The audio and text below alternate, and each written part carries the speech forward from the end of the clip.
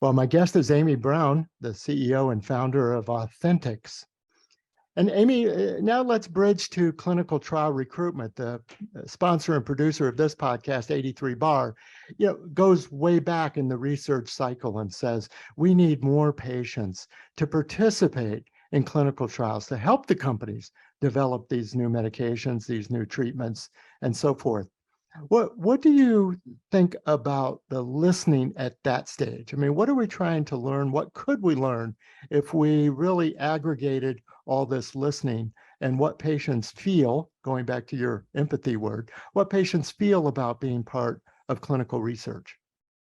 Sure.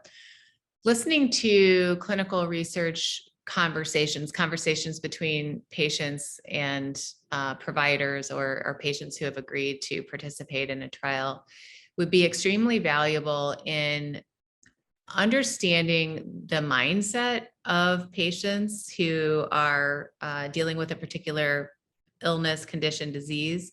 They are very emotional conversations that in which patients bring their vulnerabilities, their fears, their questions.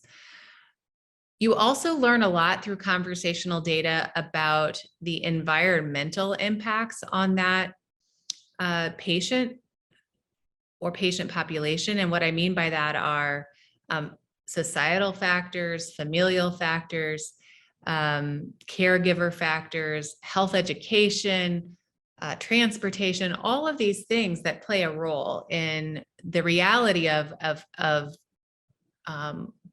how a health treatment of any kind may be able to have an impact. I think as a country, we've done a lot in the area of research using structured data sources like lab and clinical data and claims data, and we have a good sense of and an improving sense of comorbidities and how clinical diagnoses can lead to certain types of health outcomes.